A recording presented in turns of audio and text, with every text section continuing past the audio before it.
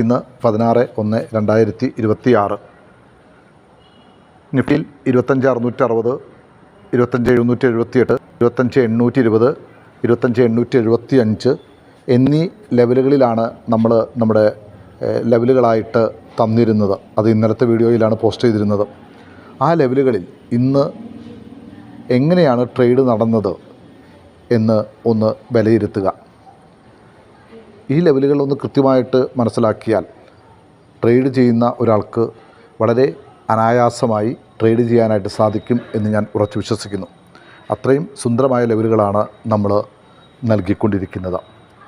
Bank നിഫ്റ്റിയിലാവട്ടെ 59,678, 59,880, 60,059 എന്നീ ലെവലുകളും, സെൻസെക്സിൽ 83,533, 83,763 എന്നീ ലെവലുകളും വളരെ മനോഹരമായിട്ട് റെസ്പെക്റ്റ് ചെയ്യപ്പെടുകയുണ്ടായി.